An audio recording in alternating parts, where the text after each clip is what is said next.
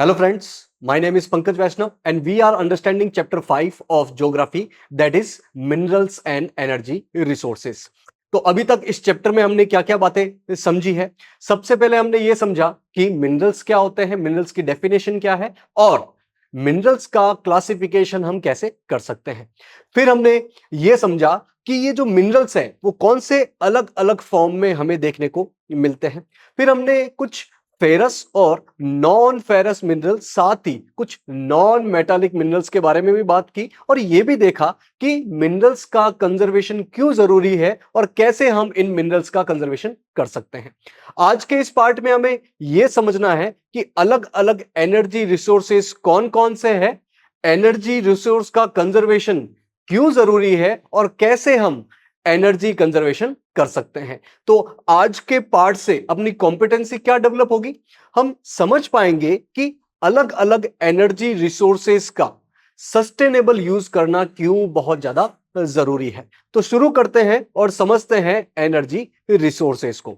Energy resources क्या होते हैं? वो सारे रिसोर्सेस जिससे हमें एनर्जी मिलती है, जैसे कि कोल हो गया, पेट्रोलियम हो गया, नेचुरल गैस हो गया, सोलर पावर हो गया, विंड एनर्जी हो गई, बायोगैस हो गई। ये सब एनर्जी रिसोर्सेज है, इनसे हमें एनर्जी मिलती है। अब सवाल ये उठता है कि एनर्जी क्यों चाहिए होती है? हमें बेसिक कामों से लेकर बड़े बड़े प्रोडक्शन करने तक एनर्जी की जरूरत पड़ती है। जैसे कि हमें कुकिंग करने के लिए, खाना पकाने के लिए एनर्जी की जरूरत पड़ती है, जिसको हम बड़े तौर पर गैस के माध्यम से प्राप्त करते हैं। हमें रोशनी करने के लिए, लाइट करने के लिए इलेक्ट्रिसिटी की जरूरत पड़ती है, वो भी एनर्जी का ही एक फॉर्म है। हमें बड़े बड़े फैक्ट्रीज में मशीनरी चलाने की जरूरत पड़ती है और इन मशीनरी को चलाने के लिए हमें इलेक्ट्रिसिटी की जरूरत पड़ती है। इलेक्ट्रिसिटी भी एनर्जी का ही एक फॉर्म है। तो एनर्जी की जरूरत तो छोटे छोटे कामों से लेकर बड़े बड़े काम में हमें पड़ती है। तो energy is required for all activities like cooking, lighting के लिए, हीट के लिए, व्हीकल्स को चलाने के लिए जैसे कि पेट्रोल, डीजल, सीएनजी, ये सब एनर्जी के ही फॉर्म है। तो व्हीकल्स को चलाने के लिए, साथ ही इंडस्ट्री में बड़ी बड़ी मशीन्स को चलाने के लिए भी हमें एनर्जी की जरूरत पड़ती है। अब ये एनर्जी जहां से हमें मिलती है उन्हें एनर्जी रिसोर्सेस कहा जाता है। अब इन एनर्जी रिसोर्सेस को हम दो पार्ट में क्लासिफाई कर सकते हैं, एक conventional source of energy and second is non conventional source of energy. Conventional source of energy को नॉन रिन्यूएबल एनर्जी रिसोर्सेज भी कहा जाता है। इसके एग्जांपल कोल, पेट्रोलियम, नेचुरल गैस। ऐसे एनर्जी रिसोर्स जो कि एक बार खत्म हो गए तो ये निकट फ्यूचर में नहीं बनेंगे, मतलब ये नॉन रिन्यूएबल है और इनका हम जनरली यूज करते आ रहे हैं। दूसरा है non conventional source of energy, जिसे रिन्यूएबल एनर्जी रिसोर्स भी कहा जा सकता है, जिनके एग्जांपल है solar energy, wind energy, biogas, geothermal energy. ये लगातार हम यूज कर पाएंगे, मतलब ये रिन्यूएबल एनर्जी रिसोर्स है। तो एक एक करके इन दोनों एनर्जी रिसोर्स के बारे में बेसिक बातें हम समझने वाले हैं। तो सबसे पहले कन्वेंशनल सोर्स ऑफ एनर्जी की बात करते हैं। कन्वेंशनल सोर्स ऑफ एनर्जी में हम जानते हैं कोल आता है, पेट्रोलियम आएगा, नेचुरल गैस आएगा, इलेक्ट्रिसिटी इनसे जो बनती है। इसके अलावा फायरवुड और कैटल जंग, जो कि बड़ी मात्रा में रूरल एरिया में यूज होते हैं, ये सब कन्वेंशनल सोर्स ऑफ एनर्जी है। इनको हम जनरली यूज करते आ रहे हैं और ये अगर एक बार खत्म हो गए तो इनको बनने में चूंकि लाखों करोड़ों साल लगते हैं, तो हम ये कह सकते हैं कि इन्हें दोबारा नहीं बनाया जा सकता है प्रैक्टिकली। तो एक एक करके इन कन्वेंशनल सोर्स ऑफ एनर्जी के बारे में कुछ बेसिक बातें समझ लेते हैं। सबसे पहले है firewood and cattle Dang. Basically जो रूरल एरियाज है उनका 70% एनर्जी रिक्वायरमेंट इन दो एनर्जी रिसोर्सेज से फुलफिल होती है, firewood and cattle Dang. Firewood जो है वो धीरे धीरे इसका यूज कम होता जा रहा है, इसको डिस्करेज किया जा रहा है, क्योंकि फायरवुड, ये जो लकड़ी है, इसको हम फॉरेस्ट से प्राप्त करते हैं और अगर आप ज्यादा से ज्यादा फायरवुड का यूज करोगे, वुड का इस्तेमाल करोगे, तो अपने फॉरेस्ट डिग्रेड होंगे, डिफॉरेस्टेशन होगा। दूसरा है कैटल डंग। कैटल डंग का यूज भी डिस्करेज किया जा रहा है, क्योंकि कैटल डंग को यदि आप एनर्जी पर्पस के लिए यूज करोगे तो अपने एग्रीकल्चर में मैन्योर के रूप में काम में आने वाले कैटल डंग धीरे धीरे कमी हमें महसूस होगी। तो फायरवुड और कैटल डंग जो है वो धीरे धीरे डिस्करेज किए जा रहे हैं अलग अलग कारणों की वजह से। तो जनरली ये जो एनर्जी रिसोर्सेज है वो रूरल इंडिया में बहुत ज्यादा यूज किए जाते हैं। रूरल इंडिया की अराउंड 70% एनर्जी इन दो रिसोर्सेज से प्राप्त की जाती है। इसका धीरे धीरे कंटिन्यूएशन डिफिकल्ट हो रहा है बेसिकली फायरवुड का, क्योंकि इनकी वजह से फॉरेस्ट एरिया का डिग्रेडेशन होता है, फॉरेस्ट एरिया कम होते जा रहे हैं। इसको इसीलिए डिस्करेज किया जा रहा है और कैटल डंग को भी डिस्करेज किया जा रहा है, क्योंकि कैटल डंग का यदि हम एग्रीकल्चर में उपयोग करते हैं मैन्योर के रूप में तो हमें फसल प्रोडक्शन ज्यादा देखने को मिलता है, फूड प्रोडक्शन बढ़ता है। लेकिन यदि आपने एनर्जी रूप में इसको यूज लिया, आपने इसको जलाया, तो एक तो अपना मैन्योर गया और दूसरा एयर पॉल्यूशन भी बढ़ता है। तो इन दोनों ही एनर्जी रिसोर्स को धीरे धीरे डिस्करेज किया जा रहा है। Next conventional source of energy है कोल, जो कि इंडिया के लिए सबसे इंपॉर्टेंट एनर्जी रिसोर्स है। हम जितनी भी इलेक्ट्रिसिटी प्रोड्यूस करते हैं उसका मोर देन 60% अकेले कोल से किया जाता है। और कोल जो है वो भारत में अबंडेंटली प्रेजेंट है, मतलब अच्छी मात्रा में भारत में कोल पाया जाता है। कोल की क्वालिटी के हिसाब से 4 टाइप्स ऑफ कोल होते हैं, एंथ्रासाइट, बिटुमिनस, लिग्नाइट और पीट। एंथ्रासाइट सबसे बढ़िया होता है और पीट सबसे घटिया होता है यदि हम कार्बन कंटेंट की, एनर्जी की और धुएं के रूप में बात करें तो coal most abundantly available fossil fuel in India, ये सबसे ज्यादा मात्रा में उपलब्ध फॉसिल फ्यूल है इंडिया में। ये फॉसिल फ्यूल क्या होता है? फॉसिल फ्यूल वो सभी फ्यूल रिसोर्सेज होते हैं जो कि लाखों करोड़ों साल पहले नेचुरल वेजिटेशन और एनिमल के दबने से बने हैं। बेसिकली ये फॉसिल से बने हैं, इसीलिए इन्हें फॉसिल फ्यूल बोला जाता है। इनके एग्जांपल में एक तो कोल है, इसके अलावा पेट्रोलियम, नेचुरल गैस, ये भी इसी प्रकार से बने हैं, ये भी फॉसिल फ्यूल के ही एग्जांपल है। तो सबसे ज्यादा जो फॉसिल फ्यूल इंडिया में मिलता है वो है कोल, जो कि इंडिया की एनर्जी नीड का एक अच्छा खासा यानी कि सब्सटेंशियल पार्ट अवेलेबल करवाता है और इंडिया अपनी एनर्जी रिक्वायरमेंट का अधिकतर हिस्सा इसी कोल से प्राप्त करता है। तो बेसिकली कोल का यूज होता है, प्राइमरली जो कोल का यूज होता है वो है बिजली पैदा करने के लिए, पावर जनरेशन करने के लिए। कोल से कैसे बिजली पैदा की जाती है? कोल को बड़ी मात्रा में जलाया जाएगा। एक छोटा सा प्रोसेस बता रहा हूं, इसका बहुत कॉम्प्लिकेटेड प्रोसेस है लेकिन इजी भाषा में आप समझिए कि कोल को जलाया जाएगा, हीट प्रोड्यूस होगी, उस हीट से पानी से भाप बनाई जाएगी, उस भाप से टरबाइन चलाई जाएगी और टरबाइन के चलने से इलेक्ट्रिसिटी प्रोड्यूस हो जाएगी। तो कोल से बड़ी मात्रा में प्राइमरली पावर जनरेशन किया जाता है और इस पावर का यूज इंडस्ट्रीज में और डोमेस्टिक पर्पस के लिए काम आता है। कोल बनता कैसे है मैंने आपको बता दिया कि लाखों करोड़ों साल पहले नेचुरल वेजिटेशन के दबने से फिर उस पे टेम्परेचर और प्रेशर लगने की वजह से धीरे धीरे कोल फॉर्म होता है। अब कोल अलग अलग टाइप के होते हैं क्वालिटी के हिसाब से, एंथ्रासाइट, बिटुमिनस, लिग्नाइट, पीट। सबसे बढ़िया है एंथ्रासाइट, मतलब अपने पास यदि एंथ्रासाइट कोल हो, उसको हम जलाएं तो एनर्जी ज्यादा मिलेगी, धुआं कम होगा क्योंकि इसमें मॉइस्चर कम होता है। जबकि पीट जो कि सबसे घटिया क्वालिटी का कोयला है, यदि आपने इसको जलाया तो एनर्जी तो कम देगा, धुआं ज्यादा देगा क्योंकि इसमें कार्बन तो कम होता है, मॉइस्चर ज्यादा होता है। अब ये अलग अलग टाइप के कोल क्वालिटी के हिसाब से बनते क्यों हैं? ये अलग अलग फैक्टर पे डिपेंड होता है, जैसे कि डिग्री ऑफ कंप्रेशन कितना है, कितना इस पे प्रेशर लग रहा है, किस डेप्थ पे बन रहा है, जितना ज्यादा डेप्थ होगी उतना ज्यादा प्रेशर होगा, और टाइम ऑफ बरियल क्या है, ये कब जमीन के अंदर दबे थे। तो बेसिकली इन फैक्टर के हिसाब से हमें अलग अलग टाइप के कोल देखने को मिलते हैं। कुछ बेसिक बातें एंथ्रासाइट, बिटुमिनस, लिग्नाइट और पीट के बारे में कर लेते हैं। सबसे पहले है एंथ्रासाइट, जो कि सबसे अच्छी क्वालिटी का एक हार्ड कोल है।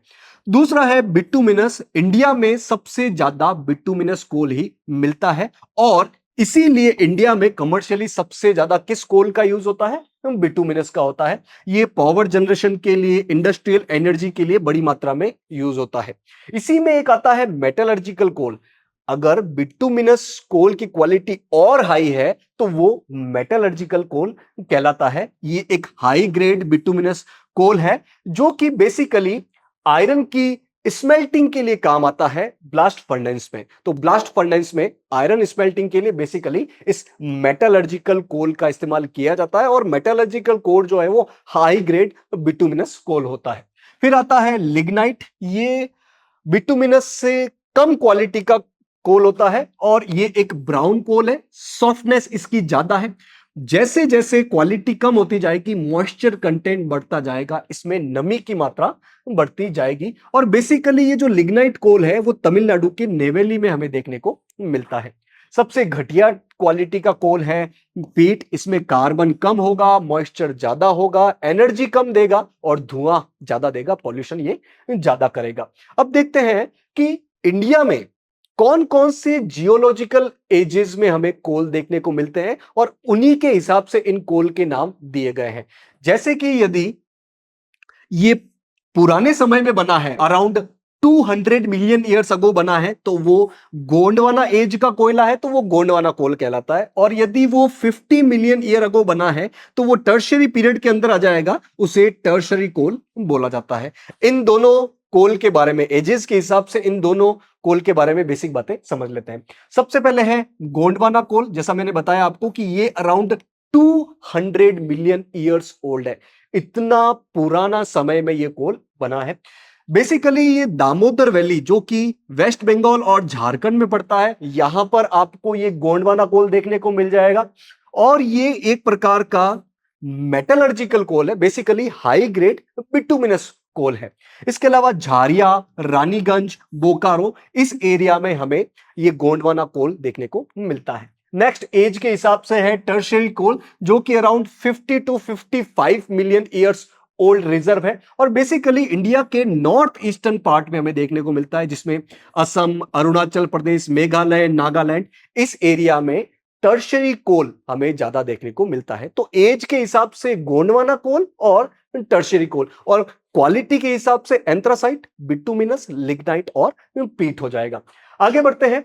ये जो हैवी इंडस्ट्रीज होती है जिसमें कोल की बड़ी मात्रा में यूज होता है और साथ ही जो थर्मल पावर प्लांट होते हैं, मतलब ऐसे प्लांट जहां पर कोल के माध्यम से बिजली पैदा की जाती है, तो ये जो बड़ी बड़ी इंडस्ट्रीज, हैवी इंडस्ट्रीज होती है और थर्मल पावर प्लांट होते हैं, उनकी जो स्थापना की जाती है वो कहां पर की जाती है, इनका एस्टेब्लिशमेंट कहां पर किया जाता है, जहां पर कोल के रिजर्व्स होंगे।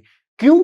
क्योंकि कोल एक बल्की मटेरियल है, मतलब इसका जब आप यूज करोगे तो इसका धीरे धीरे वेट कम होता जाएगा, क्योंकि इसका अधिकतर हिस्सा जो है वो ऐश में बदल जाएगा, राख में बदल जाएगा। इसीलिए ये जो हैवी इंडस्ट्रीज है और coal based thermal power plant है, इनको वहीं पर स्टेब्लिश किया जाता है जहां पर कोल के रिजर्व्स होते हैं, जहां पर कोल की माइनिंग पास में होती है। Next conventional source of energy है पेट्रोलियम, जिसे मिनरल ऑयल भी बोला जाता है या जिसे क्रूड ऑयल भी बोला जाता है, कच्चा तेल भी बोला जाता है। काले कलर का होता है और गाढ़ा लिक्विड होता है। इसको भी हम जमीन के अंदर से ही निकालते हैं, ये भी एक मिनरल है। और इंडिया में कोल के बाद सबसे इंपॉर्टेंट एनर्जी रिसोर्स जो है वो पेट्रोलियम ही है। पेट्रोलियम जो है उसे ब्लैक गोल्ड भी कहा जाता है, क्योंकि एक तो ये बहुत कम मात्रा में मिलता है और साथ ही इसके यूजेस बहुत ज्यादा है। इस अकेले पेट्रोलियम को रिफाइनरी में साफ करके पेट्रोल बनाया जाता है, डीजल बनाया जाता है, एविएशन टरबाइन फ्यूल यानी कि हवाई जहाज में, एरोप्लेन में भरने वाला फ्यूल बनाया जाता है। इसके अलावा नेफ्टा बनाया जाता है, अलग अलग केमिकल्स बनाए जाते हैं, अलग अलग प्रकार के प्लास्टिक्स इसी से बनाए जाते हैं। तो इसके यूज बहुत ज्यादा है और दूसरी तरफ इसकी जो अवेलेबिलिटी है वो बहुत कम है, इसीलिए इसे ब्लैक गोल्ड भी कहा जाता है। तो next major energy resource in India after coal, coal के बाद जो नेक्स्ट इंपॉर्टेंट एनर्जी रिसोर्स है वो है पेट्रोलियम। तो ये हीट और लाइटिंग के लिए हमें एज ए फ्यूल के रूप में हम यूज करते हैं। इसके अलावा मशीनरी में जो लुब्रिकेंट यूज किया जाता है वो भी इसी पेट्रोलियम से हमें मिलता है। इसके अलावा बहुत सारी जो मैन्युफैक्चरिंग इंडस्ट्रीज है उसमें रॉ मटेरियल के रूप में इस पेट्रोलियम को रिफाइन करके जो प्रोडक्ट आते हैं वो रॉ मटेरियल के रूप में अलग अलग इंडस्ट्री में यूज में आते हैं। ये जो पेट्रोलियम रिफाइनरीज होती है वो अलग अलग इंडस्ट्री के लिए एक नोडल इंडस्ट्री के रूप में काम करती है। मतलब पेट्रोलियम जो रिफाइनरी है उसमें पेट्रोलियम को रिफाइन किया जाता है फ्रैक्शनल डिस्टिलेशन के माध्यम से। आपने साइंस में इसको पढ़ा होगा। तो फ्रैक्शनल डिस्टिलेशन में इसी पेट्रोलियम, इसी क्रूड ऑयल, मिनरल ऑयल से अलग अलग प्रकार के प्रोडक्ट बनाए जाते हैं। फिर इस अलग अलग प्रोडक्ट को अलग अलग इंडस्ट्री में एज ए रॉ मटेरियल के रूप में यूज किया जाता है। इसीलिए पेट्रोलियम रिफाइनरी को अलग अलग इंडस्ट्री के लिए एक नोडल इंडस्ट्री के रूप में जाना जाता है। जैसे कि सिंथेटिक टेक्सटाइल के लिए जो रॉ मटेरियल आता है, जैसे कि पॉलिस्टर हो गया, ये पॉलिस्टर जो है वो पेट्रोलियम को रिफाइन करके ही बनाया जाता है। इसके अलावा फर्टिलाइजर इंडस्ट्री के लिए जो रॉ मटेरियल है वो भी इसी रिफाइनरी से आता है। अलग अलग जो केमिकल इंडस्ट्रीज है उनके लिए जो रॉ मटेरियल आता है वो भी इसी पेट्रोलियम रिफाइनरी से ही आता है। तो पेट्रोलियम रिफाइनरी को इसीलिए नोडल इंडस्ट्री के रूप में जाना जाता है। अब देखते हैं कि इंडिया में ये पेट्रोलियम के रिजर्व्स कहां कहां पे देखने को मिलते हैं।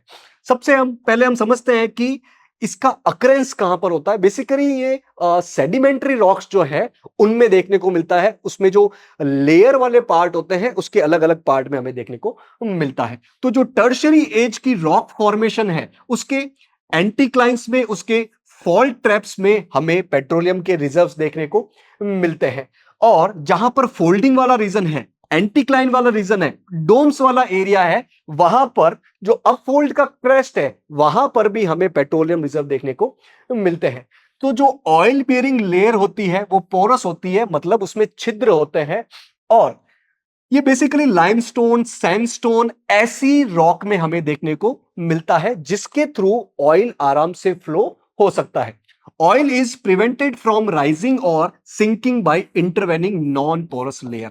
तो जिस पोरस लेयर में ये पेट्रोलियम होते हैं उस लेयर से न तो ये ऊपर जाता है न ये नीचे जाता है। क्यों? क्योंकि ऊपर नीचे इसके नॉन पोरस लेयर हमें देखने को मिलती है।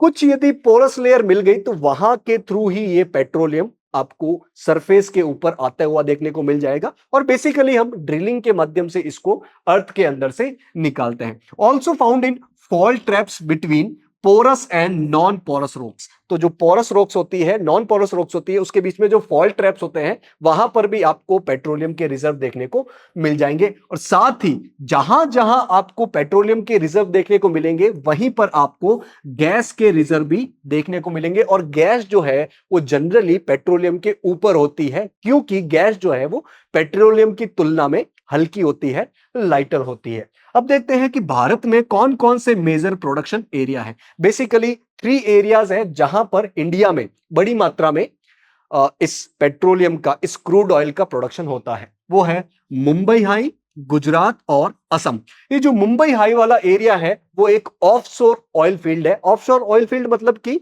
ये जमीन नहीं बल्कि समुद्र में, सी में है। मुंबई से आप अरेबियन सी की तरफ जाओगे तो वहां पर ये मुंबई हाई ऑयल फील्ड देखने को मिल जाएगा।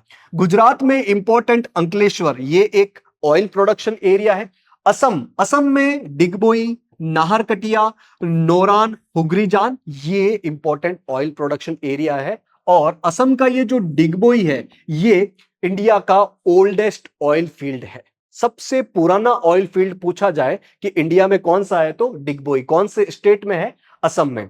अच्छा, अपने यहां पर जितनी अपनी रिक्वायरमेंट है उतना ज्यादा प्रोडक्शन नहीं होता है पेट्रोलियम का, क्रूड ऑयल का, इसलिए हम बड़ी मात्रा में दूसरे देशों से इंपोर्ट करते हैं इस क्रूड ऑयल पेट्रोलियम का। नेक्स्ट एनर्जी रिसोर्स है, conventional energy resource, natural gas. मैंने अभी बताया आपको कि जनरली जहां पर पेट्रोलियम के रिजर्व देखने को मिलते हैं उसी के आसपास हमें नेचुरल गैस के रिजर्व भी देखने को मिलते हैं। और चूंकि नेचुरल गैस जो है वो हल्की होती है इसीलिए पेट्रोलियम के हमें ऊपर देखने को मिलती है। तो जब क्रूड ऑयल को हम सरफेस पर लेके आते हैं तब ये नेचुरल गैस भी रिलीज होती है अर्थ के अंदर से। इसको इंडस्ट्रीज में, डोमेस्टिक पर्पस में, अलग अलग जगह पर फ्यूल के रूप में इसका यूज किया जाता है। तो इलेक्ट्रिसिटी जनरेट करने के लिए, साथ ही इंडस्ट्रीज में हीटिंग पर्पस करने के लिए, साथ ही केमिकल, पेट्रोकेमिकल और फर्टिलाइजर इंडस्ट्री में इसे रॉ मटेरियल के रूप में बड़ी मात्रा में यूज किया जाता है। तो नेचुरल गैस भी एक इंपॉर्टेंट फ्यूल है यदि हम इंडस्ट्रियल तौर पे देखें, साथ ही डोमेस्टिक पर्पस में भी इसका बड़ा काम में आता है। अब देखते हैं गैस इंफ्रास्ट्रक्चर को, कि धीरे धीरे गैस की इंपॉर्टेंस बढ़ती जा रही है और गवर्नमेंट गैस इंफ्रास्ट्रक्चर को बढ़ाने पर बहुत ज्यादा जोर दे रही है कि गैस धीरे धीरे हर एरिया में पहुंच जाए इंफ्रास्ट्रक्चर के माध्यम से। तो धीरे धीरे इसे एक्सपांड किया गया है 1700 किलोमीटर से 18,500 किलोमीटर तक, और धीरे धीरे ये 34,000 किलोमीटर तक पहुंचने का एक्सपेक्टेशन है। आपने देखा होगा कि बड़े बड़े शहरों में अब घरों में भी गैस की पाइपलाइन आ गई है, और इन्हीं पाइपलाइन से बहुत सारे एरिया में किचन्स में कुकिंग का काम किया जा रहा है। Links all gas source and consuming markets across the India. तो धीरे धीरे जो भी गैस के रिसोर्स है, जहां पर गैस का प्रोडक्शन हो रहा है और जहां पर मार्केट है, जहां पर इसका कंजम्पशन होता है, उनको लिंक करने की कोशिश की जा रही है। और नॉर्थ ईस्टर्न इंडिया के जो स्टेट्स हैं, जहां का टेरेन बहुत हार्ड है, जहां पर इंफ्रास्ट्रक्चर बनाना मुश्किल है, वहां पर भी गैस इंफ्रास्ट्रक्चर बढ़ाने की कोशिश की जा रही है। With the expansion of gas infrastructure and local city gas distribution, जिसे सीओटी बोला जाता है, natural gas is also emerging as a preferred transport fuel, जैसे हम सीएनजी के रूप में जानते हैं, और कुकिंग फ्यूल जिसे हम पीएनजी के रूप में जा रहे हैं। तो जैसे जैसे गैस इंफ्रास्ट्रक्चर का एक्सपांशन होगा, सिटी में इसका नेटवर्क बढ़ेगा, तो इसका ज्यादा से ज्यादा यूज होने लगेगा, चाहे हम ट्रांसपोर्ट फ्यूल के रूप में बात करें, चाहे अपने कुकिंग फ्यूल के रूप में बात करें। देखते हैं इंडिया में मेजर गैस रिजर्व कौन कौन से हैं, जहां पर बड़ी मात्रा में गैस के रिजर्व है। अब इसको हम दो पार्ट में देख सकते हैं, एक तो इंडिया के वेस्ट कोस्ट पे और एक इंडिया के ईस्ट कोस्ट पे। वेस्ट कोस्ट पे मुंबई हाई, जहां पर बड़ी मात्रा में पेट्रोलियम भी हम प्राप्त करते हैं, और पेट्रोलियम प्राप्त कर रहे हैं यानी कि वहां से हमें नेचुरल गैस भी बड़ी मात्रा में मिल रहा है। साथ ही ये जो कैम्बे बेसिन है, बेसिकली जो गुजरात का खंबात की खाड़ी वाला एरिया है, वो इसको एक सप्लीमेंट रिजर्व के रूप में काम करता है। ईस्ट कोस्ट की बात की जाए तो जो कृष्णा रिवर, गोदावरी रिवर है, उनका बेसिन एरिया है, वहां पर हमें नेचुरल गैस के बड़े रिजर्व देखने को मिलते हैं। एक इंपॉर्टेंट गैस पाइपलाइन है जिसे HVJ पाइपलाइन बोला जाता है। H मतलब हजीरा, V मतलब विजयपुर, J मतलब जगदीशपुर। तो ये इन तीन स्टेट्स के तीन एरिया को जोड़ने वाली पाइपलाइन है, जो कि अराउंड 1700 किलोमीटर है। और ये बनाई किसने है? ये GAIL, gas authority of India limited ने इसका कंस्ट्रक्शन किया है। और ये मुंबई हाई और बसीन गैस रिजर्व को नॉर्थ और वेस्टर्न इंडिया के जो अलग अलग प्रोड्यूसिंग इंडस्ट्रीज है, अलग अलग प्रोडक्शन इंडस्ट्रीज है, जो कि फर्टिलाइजर बनाने का काम करती है, पावर प्रोडक्शन काम करती है, जो अलग अलग प्रकार की इंडस्ट्रीज है, उनको जोड़ने का काम करती है। तो इंडिया के कॉन्टेक्स्ट में इस HVJ पाइपलाइन का बहुत ज्यादा इंपॉर्टेंस है। बात करते हैं नेक्स्ट एनर्जी रिसोर्स की, वो है इलेक्ट्रिसिटी। हम जानते हैं कि इलेक्ट्रिसिटी का लगभग हर एरिया में बहुत इंपॉर्टेंट रोल है। छोटे से छोटे काम से लेकर बड़े बड़े काम में हमें इलेक्ट्रिसिटी की जरूरत पड़ती ही पड़ती है। इलेक्ट्रिसिटी पर कैपिटा कंजम्पशन किसी देश का कितना है, मतलब प्रत्येक आदमी पर पर्सन जितनी ज्यादा इलेक्ट्रिसिटी का यूज करता है, उसको एक डेवलपमेंट का मार्क माना जाता है। मतलब यदि किसी देश में पर पर्सन इलेक्ट्रिसिटी का ज्यादा यूज कर रहा है, तो हम कहेंगे कि वो डेवलप्ड कंट्री है। यानी कि पर कैपिटा कंजम्पशन को, इलेक्ट्रिसिटी के पर कैपिटा कंजम्पशन को एक डेवलपमेंट का इंडेक्स माना जाता है। हालांकि वेस्टेज को नहीं माना जाता है, सही तरीके से यूज को इसे माना जाता है। तो बेसिकली इलेक्ट्रिसिटी हम हाइड्रो इलेक्ट्रिसिटी और थर्मल पावर, इन दो रूप में प्राप्त करते हैं। हाइड्रो इलेक्ट्रिसिटी मतलब हम पानी के माध्यम से बिजली बना रहे हैं, और थर्मल पावर मतलब बेसिकली हम फॉसिल फ्यूल और जनरली कोल से हम बिजली पैदा कर रहे हैं। तो सबसे पहले हाइड्रो इलेक्ट्रिसिटी की बात कर लेते हैं। हमने मल्टी पर्पस प्रोजेक्ट के बारे में पढ़ा था, जिसे हम डैम्स बोलते हैं। तो डैम में जो पानी स्टोरेज होता है, उसको धीरे धीरे छोड़ा जाता है। धीरे धीरे जब ये छूटेगा तो बीच में टरबाइन लगाई जाती है।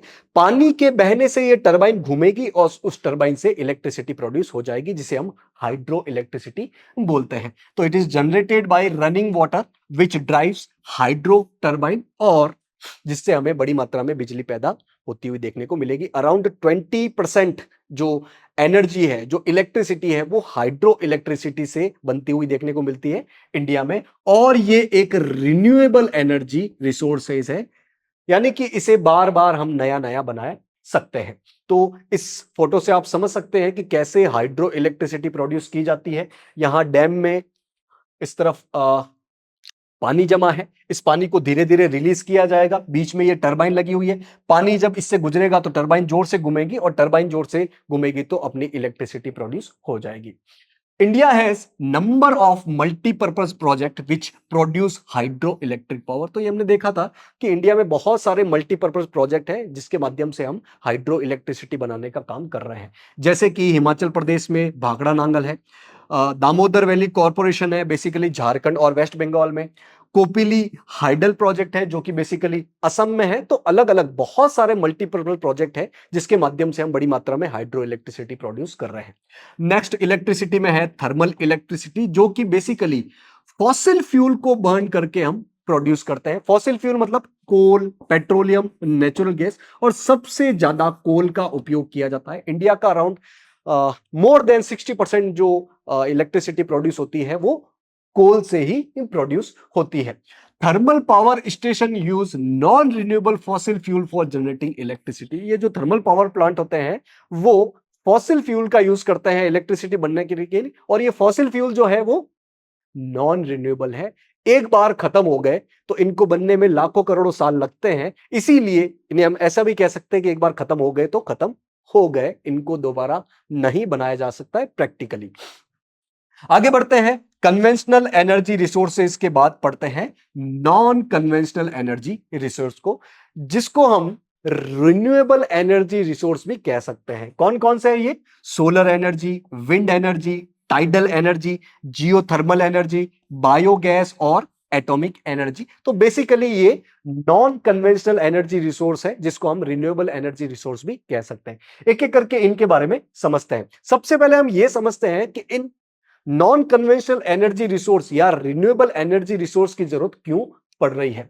जैसे जैसे पॉपुलेशन बढ़ रही है और पर कैपिटा रिक्वायरमेंट भी बढ़ रही है, पर पर्सन रिक्वायरमेंट भी बढ़ रही है, वैसे वैसे इन conventional energy resource coal, petroleum, natural gas, इन पर दबाव भी बढ़ता जा रहा है। और हमने देखा कि ये नॉन रिन्यूएबल है, एक बार खत्म हो गए तो इनको दोबारा नहीं बनाया जा सकता है प्रैक्टिकली। तो ये कहीं खत्म ना हो जाए, इसीलिए हम रिन्यूएबल एनर्जी रिसोर्स पे ज्यादा बल देने की कोशिश कर रहे हैं, इनका यूज हम ज्यादा करने की कोशिश कर रहे हैं। साथ ही ये जो कन्वेंशनल एनर्जी रिसोर्स है ये बड़ी मात्रा में पॉल्यूशन करते हैं, इसीलिए हम रिन्यूएबल एनर्जी रिसोर्स पे ज्यादा ध्यान देने की कोशिश कर रहे हैं। तो growing energy consumption increases dependence on fossil fuel. तो जैसे जैसे एनर्जी की रिक्वायरमेंट बढ़ेगी तो फॉसिल फ्यूल पे डिपेंडेंस भी हमें बढ़ती हुई देखने को मिलेगी। और ये जो फॉसिल फ्यूल है वो धीरे धीरे शॉर्ट होते जा रहे हैं, उनमें कमी देखने को मिल रही है, और कमी देखने को मिल रही है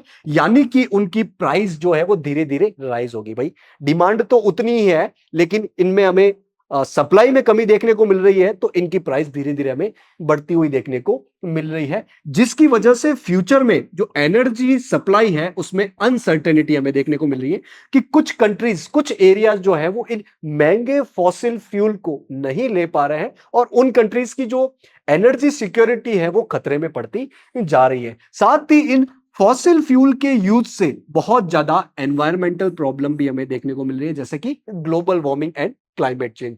तो इन्हीं प्रॉब्लम की वजह से, जो कन्वेंशनल एनर्जी रिसोर्सेज की इन्हीं प्रॉब्लम की वजह से हम नॉन कन्वेंशनल एनर्जी रिसोर्स या रिन्यूएबल एनर्जी रिसोर्स पे ज्यादा एम्फेसिस करने की कोशिश कर रहे हैं। और अपना प्यारा देश जो भारत है, यहां पर हमें रिन्यूएबल एनर्जी रिसोर्स बड़ी मात्रा में देखने को मिलते हैं, चाहे हम बात करें सनलाइट की, वाटर की, विंड की, बायोमास की। तो हमारे पास इनकी अवेलेबिलिटी अबंडेंट है, बड़ी मात्रा में है, और भारत ने, अपने प्यारे देश भारत ने इनको यूज करने के लिए बड़ी मात्रा में प्रोग्राम भी चला रखे हैं और उनको एक्सपांड करने की कोशिश भी की जा रही है। तो एक एक करके नॉन कन्वेंशनल एनर्जी रिसोर्स के बारे में बेसिक बातें समझ लेने। सबसे पहले है न्यूक्लियर और एटॉमिक एनर्जी।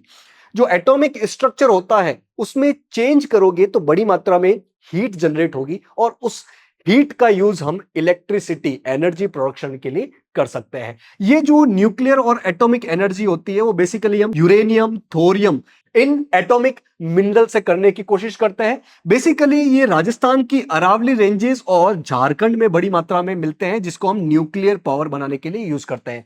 साथ ही केरला की जो मोनाजाइट सैंड है उसमें थोरियम बड़ी मात्रा में देखने को मिल जाएगा। तो बेसिकली यूरेनियम और थोरियम इसका यूज करके हम बड़ी मात्रा में न्यूक्लियर एनर्जी, जिसका ह्यूमंस के डेवलपमेंट के लिए यूज होता है, उसको हम बड़ी मात्रा में प्रोडक्ट्स करने की कोशिश कर रहे हैं। Next non conventional energy resource है सोलर एनर्जी, जिसको हम सन की हीट की वजह से प्राप्त करते हैं, सन के हीट की वजह से प्रोड्यूस करते हैं। हम जानते हैं कि इंडिया एक ट्रॉपिकल कंट्री है।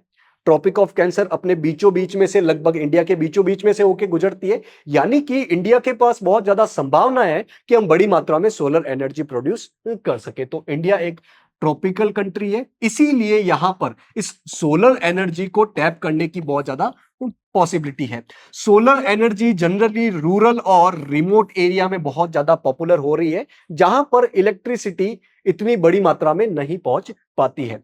ये जो फोटोवोल्टिक टेक्नोलॉजी है, इसके माध्यम से हम सीधा सोलर एनर्जी को इलेक्ट्रिसिटी में प्रोड्यूस कर सकते हैं। ऐसे ब्लू कलर की प्लेट आपने अलग अलग गवर्नमेंट डिपार्टमेंट, अलग अलग प्राइवेट जो संस्थाएं हैं उनके ऊपर देखी होगी। ये फोटोवोल्टिक टेक्नोलॉजी पर डिपेंडेंट है, जो सीधा ही सोलर एनर्जी को इलेक्ट्रिसिटी में चेंज कर लेते हैं। Big solar power plants are being establish, बड़े बड़े सोलर पावर प्लांट एस्टेब्लिश किए जा रहे हैं, ताकि हम इन फायरवुड, डंग केक्स और अलग अलग फॉसिल फ्यूल पे डिपेंडेंस अपनी कम कर सके। साथ ही एनवायरमेंट पॉल्यूशन से अपने आप को बचा सके, एनवायरमेंट का कंजर्वेशन कर सके, और साथ ही मैन्योर की एडिक्वेट सप्लाई कर सके एग्रीकल्चर में। भाई यदि हमने कैटल डंग केक का ज्यादा से ज्यादा यूज किया एनर्जी प्रोडक्शन के लिए, तो दूसरी तरफ अपना एग्रीकल्चर वाला पार्ट सफर हो जाएगा। तो एग्रीकल्चर वाला पार्ट सफर नहीं हो, इसीलिए हमें जो डंग है उसका यूज कम करना चाहिए। और इसका यूज हम कैसे करेंगे? बेसिकली हम अलग अलग प्रकार के नॉन कन्वेंशनल एनर्जी रिसोर्सेज का यूज करके, और उसमें सबसे बड़ा नाम आता है सोलर एनर्जी का। बात करते हैं विंड पावर की। विंड पावर कैसे होता है? हवा चलती है, हवा चलने से ऐसी बड़ी बड़ी जो पवन चक्की होती है, इनके पंख घूमते हैं। ये पंख जोर जोर से घूमेंगे तो इसके नीचे जो टरबाइन लगेगी वो भी घूमेगी, और उस टरबाइन के घूमने की वजह से इलेक्ट्रिसिटी प्रोड्यूस हो जाएगी। इसको कहा जाता है विंड पावर। तो India has great potential for wind power. तो इंडिया में इस विंड एनर्जी को भी ट्रैप करने का बहुत ज्यादा अच्छा पोटेंशियल है। अलग अलग एरिया में बहुत ज्यादा हवाएं चलती है, जो पहाड़ी एरिया है, जो खुले एरिया है, वहां पर विंड एनर्जी बड़ी मात्रा में प्रोड्यूस की जा सकती है। तो तमिलनाडु में नागरकोइल से लेकर मदुराई तक बड़े बड़े विंड फार्म क्लस्टर जो है वो स्टेब्लिश किए जा रहे हैं। तो अगर इंडिया की बात की जाए तो बड़े बड़े विंड फार्म जो है आंध्र प्रदेश में, कर्नाटक में, गुजरात, केरल, महाराष्ट्र, लक्षद्वीप, राजस्थान, इस एरिया में देखने को मिल जाएंगे।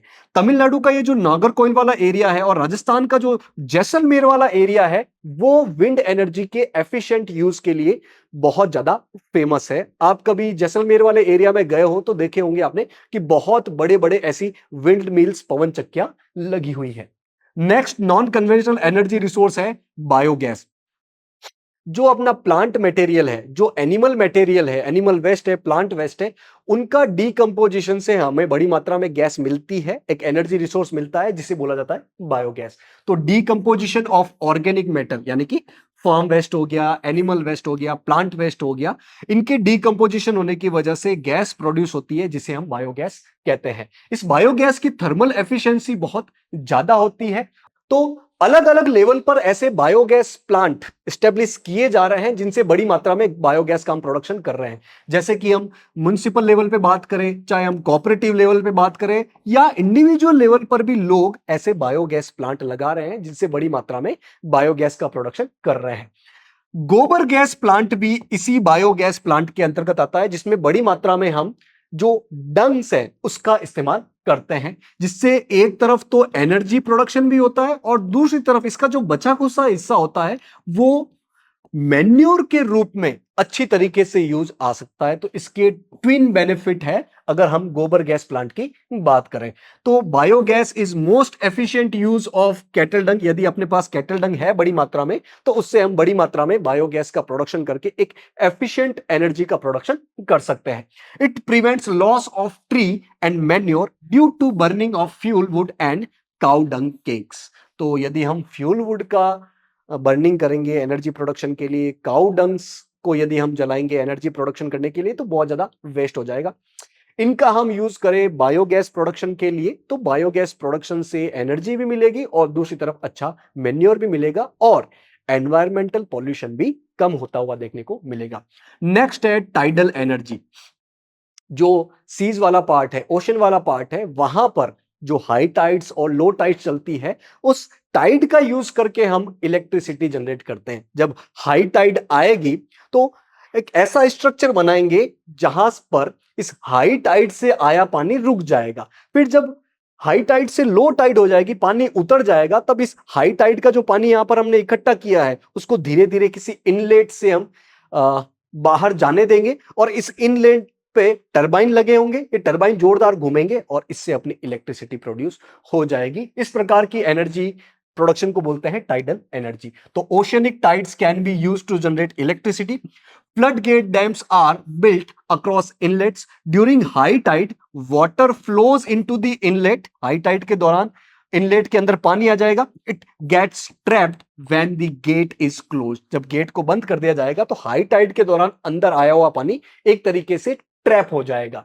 After the tide falls outside the flood gate. जब टाइड फॉल हो जाएगी यानी कि लो टाइड हो जाएगी तब water retained flows back to the sea via a pipe that carries it through a power generating turbine। तो जब लो टाइड हो जाएगी, पानी नीचे उतर जाएगा, तो हमने जो इस पानी को फ्लड गेट के अंदर इकट्ठा करके रखा उसको हम धीरे धीरे छोड़ेंगे एक इनलेट के थ्रू जिसमें अंदर टरबाइन लगा होगा। पानी के जाने से ये टरबाइन जोरदार घूमेगा और बड़ी मात्रा में इलेक्ट्रिसिटी प्रोड्यूस होगी जिसे टाइडल एनर्जी बोला जाता है। तो इस फोटो में आप देख सकते हो ये ओशन वाला पार्ट है, ये अपना फ्लड गेट वाला एरिया है जहां पर हमने हाई टाइड के दौरान पानी को इकट्ठा किया है। जब समुद्र का पानी नीचे उतर जाएगा तब हम इस इनलेट से धीरे धीरे पानी को बाहर भेजेंगे जिसपे ये टरबाइन लगा होगा और टरबाइन जोरदार घूमेगा इस पानी फ्लो की वजह से और बड़ी मात्रा में इलेक्ट्रिसिटी का प्रोडक्शन हो जाएगा। तो ideal condition for utilising tidal energy are found in India. कहां पे? गुजरात के gulf of Khambhat and gulf of Kutch में, साथ ही वेस्ट बंगाल एरिया में जो सुंदरबन का डेल्टा है जिसे हम गैंगेटिक डेल्टा भी बोलते हैं, वहां पर इस प्रकार के जो टाइडल एनर्जी है उसको आइडियल कंडीशन है कि हम बड़ी मात्रा में वहां पर टाइडल एनर्जी प्रोड्यूस कर सकते हैं। Next non conventional energy resource है जियोथर्मल एनर्जी। जियोथर्मल एनर्जी मतलब अर्थ के अंदर की हीट को यूज करके आप बड़ी मात्रा में इलेक्ट्रिसिटी जनरेट करते हो। जैसे जैसे आप अर्थ के अंदर जाओगे वैसे वैसे हीट बढ़ेगी। अब उस हीट के संपर्क में ग्राउंड वाटर आ गया तो वो भाप में बदल जाएगा और उस भाप का यूज करके हम टरबाइन चलाएं, उस टरबाइन चलने से इलेक्ट्रिसिटी प्रोड्यूस हो जाएगी जिसे हम जियोथर्मल एनर्जी कहते हैं। तो heat and electricity produced from earth's interior, इसे बोला जाता है geothermal energy. It exist due to earth's progressive hotter interior with increasing depth. जैसे जैसे हम अर्थ के अंदर जाएंगे, जैसे जैसे डेप्थ बढ़ेगी वैसे वैसे अर्थ का इंटीरियर गर्म होता जाएगा और इसी गर्मी का यूज करके हम इलेक्ट्रिसिटी प्रोड्यूस करेंगे। Where the geothermal gradient is high, high temperature are found at shallow depth. जहां पर ये जो जियोथर्मल ग्रेडियंट ज्यादा है यानी कि आप कम डिस्टेंस तय करोगे तब भी आपको ज्यादा हीट देखने को मिल जाएगी, तो इस एरिया में जियोथर्मल एनर्जी प्रोड्यूस करने के ज्यादा चांस हमें देखने को मिलते हैं। Ground water absorbs heat from rocks and turns into steam. ये जो ग्राउंड वाटर होता है, जमीन के अंदर का पानी, वो इस हीट को ट्रैप कर लेगा, इस हीट को पकड़ लेगा और ये स्टीम में बदल जाएगा और इसी स्टीम से हम टरबाइन चलाएंगे और इलेक्ट्रिसिटी का जनरेट करेंगे। तो बेसिकली हमें टरबाइन चलाना है अलग अलग तरीकों से। टरबाइन चल जाएगा तो अपनी इलेक्ट्रिसिटी प्रोड्यूस हो जाएगी। तो बात करते हैं कि कहां पर ऐसे जियोथर्मल एनर्जी प्रोजेक्ट है। तो बहुत सारे ऐसे हॉट स्प्रिंग्स है इंडिया में जहां पर जमीन के अंदर से गर्म पानी निकलता है, तो वहां पर हम जियोथर्मल एनर्जी बड़ी मात्रा में प्रोड्यूस कर सकते हैं। तो 2 experimental projects have been set up in India. तो 2 एक्सपेरिमेंटल प्रोजेक्ट्स लगाए गए हैं इंडिया में। एक तो है लद्दाख में और दूसरा है हिमाचल प्रदेश में। लद्दाख में पूगा वैली में है और हिमाचल प्रदेश में पार्वती वैली में है। और पार्वती वैली जो है वो मणिकरण के पास में ऐसे 2 एक्सपेरिमेंटल प्रोजेक्ट लगाए गए हैं जहां पर जियोथर्मल एनर्जी को हम ट्रैप करने की कोशिश कर रहे हैं। तो ये थे conventional energy resource and non conventional energy resource. अब बात करते हैं conservation of energy resource. In energy resource को कंजर्व करना क्यों जरूरी है और कैसे हम कुछ स्टेप से इन एनर्जी रिसोर्स को कंजर्व कर सकते हैं। तो हमने देखा कि energy is a basic requirement for economic development.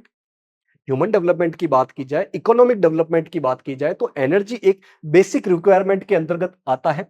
Economy का हर sector, every sector of the national economy needs inputs of energy. तो इकोनॉमी का चाहे प्राइमरी सेक्टर हो, चाहे सेकेंडरी सेक्टर हो, चाहे टर्शियरी सेक्टर हो, हर एरिया में हमें एनर्जी की रिक्वायरमेंट होती है। Economic development plans necessitate increased energy consumption. तो जैसे जैसे आप इकोनॉमिक डेवलपमेंट ज्यादा करने चाहोगे, पीछे आपकी एनर्जी की रिक्वायरमेंट बढ़ती ही जाएगी। तो एनर्जी रिसोर्स तो बहुत ज्यादा इंपॉर्टेंट है। India is presently one of the least energy efficient countries in the world. अपना प्यारा देश भारत जो है वो दुनिया के सबसे लीस्ट एनर्जी एफिशिएंट कंट्री में आता है। मतलब हम पर यूनिट प्रोडक्शन के लिए बहुत ज्यादा एनर्जी को कंज्यूम करते हैं, जितने की रिक्वायरमेंट है नहीं। तो अपनी एनर्जी एफिशिएंसी बहुत कम है। हमें इस एनर्जी एफिशिएंसी को बढ़ाने की जरूरत है ताकि हम आराम से एनर्जी कंजर्वेशन कर सकें। So India need to adopt a cautious approach for the judicious use of our limited energy resource. तो हमें इन लिमिटेड एनर्जी रिसोर्स को सही तरीके से यूज करने के लिए कुछ अच्छा प्लान बनाना पड़ेगा। तो देखते हैं twin planks of sustainable energy. तो हम क्या कर सकते हैं सस्टेनेबल एनर्जी यूज के लिए? एक तो हम एनर्जी कंजर्वेशन को बढ़ावा दे सकते हैं कि ज्यादा से ज्यादा हम एनर्जी को कंजर्व करें, एनर्जी को बचाएं। और दूसरी तरफ हम जो रिन्यूएबल एनर्जी रिसोर्स है, जैसे सोलर एनर्जी हो गया, विंड एनर्जी हो गया, जियोथर्मल एनर्जी हो गया, इनका यूज बढ़ावा देने की कोशिश करनी चाहिए। तो एक तो हमें एनर्जी का कंजर्वेशन करना है और दूसरी तरफ हमें रिन्यूएबल एनर्जी रिसोर्स को बहुत ज्यादा यूज करने की कोशिश करनी चाहिए, बजाय कि जो कन्वेंशनल या नॉन रिन्यूएबल एनर्जी रिसोर्स है। तो हम कैसे एनर्जी को कंजर्व कर सकते हैं, कुछ बेसिक स्टेप्स यहां पर बताए गए हैं। जैसे कि आप जहां तक संभव हो सके इंडिविजुअल व्हीकल की बजाय जो पब्लिक ट्रांसपोर्ट सिस्टम है, जैसे कि जो मेट्रोज सिटीज है जहां पर मेट्रो चलती है, मेट्रोज का यूज करें। जो शेयरिंग गाड़ियां होती है उनका यूज करें। जो कम डिस्टेंस है उस पर आप पैदल जाने की कोशिश करें। अकेले हैं तो कार की बजाय साइकिल या मोटरसाइकिल इनको लेने की कोशिश करें। तो इंडिविजुअल व्हीकल की बजाय आप जो पब्लिक ट्रांसपोर्ट सिस्टम है उसका यूज करोगे तो अपनी एनर्जी कंजर्व हो जाएगी। साथ ही जब हम किसी इलेक्ट्रॉनिक अप्लायंस का यूज नहीं कर रहे हैं, ऐसे ही चालू है, तो उसको बंद कर देना चाहिए। तो जो भी इलेक्ट्रिसिटी के अप्लायंस है उनको हम जब यूज नहीं हो रहा हो तो उसको बंद कर दे, फालतू नहीं जला के रखें। Third is use power saving device. ऐसे डिवाइसेस का यूज करना चाहिए जो कि एनर्जी एफिशिएंट है, जिनसे अपनी पावर सेविंग हो सके। नेक्स्ट है ज्यादा से ज्यादा कोशिश करनी चाहिए कि हम non conventional source of energy या रिन्यूएबल सोर्स ऑफ एनर्जी का यूज ज्यादा करें। सोलर एनर्जी, विंड एनर्जी, इनका इस्तेमाल हमें ज्यादा करना चाहिए। ध्यान रखिए, energy saved is energy produce. आप एनर्जी सेव कर रहे हो तो एक तरीके से आप एनर्जी प्रोड्यूस ही कर रहे हो। तो अलग अलग छोटे छोटे तरीकों से हम अपनी दैनिक जीवन में इलेक्ट्रिसिटी का, एनर्जी का कंजर्वेशन कर सकते हैं। तो आज के पार्ट में हमने जो भी पढ़ा उससे अपनी लर्निंग आउटकम क्या रहती है? हमने अलग अलग कन्वेंशनल सोर्स ऑफ एनर्जी और अलग अलग नॉन कन्वेंशनल एनर्जी रिसोर्सेज के बारे में पढ़ा। यह भी देखा कि इनको कंजर्व करना क्यों जरूरी है और कैसे हम कुछ स्टेप्स के माध्यम से इनको अच्छे से कंजर्व कर सकते हैं। तो आज के इस पार्ट में जो भी पढ़ा उसको हम क्वेश्चन के माध्यम से टेस्ट कर लेते हैं। First question is which of the following is a non conventional energy source. बोला जा रहा है कि इनमें से कौन सा एक नॉन कन्वेंशनल एनर्जी सोर्स है। ए कोल, बी नेचुरल गैस, सी सोलर एनर्जी, डी पेट्रोलियम। हमने देखा कि कोल, पेट्रोलियम और नेचुरल गैस ये तो कन्वेंशनल सोर्स ऑफ एनर्जी है या नॉन रिन्यूएबल एनर्जी रिसोर्स है, जबकि सोलर एनर्जी जो है वो है नॉन कन्वेंशनल एनर्जी रिसोर्स या renewable energy of resource. Option number C will be our right answer. Next question, question number 2, what is the primary use of coal in India. बोला जा रहा है कि अपने प्यारे देश इंडिया में, भारत में कोल का प्राइमरी यूज क्या है। ए कंस्ट्रक्शन मटेरियल के रूप में, बी पावर जनरेशन के लिए, सी ज्वेलरी मेकिंग के लिए और डी एग्रीकल्चर के लिए। तो हमने देखा कि इंडिया में कोल का बेसिक यूज, प्राइमरी यूज होता है इलेक्ट्रिसिटी जनरेशन के लिए, पावर जनरेशन के लिए। Option B will be our right answer. Next question, question number 3, the oldest oil field in India is fill in the blanks. बोला जा रहा है कि इंडिया में सबसे पुरानी ऑयल फील्ड कौन सी है। ए अंकलेश्वर, बी मुंबई हाई, सी डिगबोई, डी विशाखापट्टनम। तो हमने देखा था कि असम में जो डिगबोई ऑयल फील्ड है वो इंडिया का सबसे पुराना ऑयल फील्ड है। Option C will be our right answer. तो इन क्वेश्चन के माध्यम से जो भी आज पढ़ा उसको टेस्ट भी कर लिया है। होप आज जो भी पढ़ा आपको अच्छे से समझ में आया होगा। Thank you for joining today session.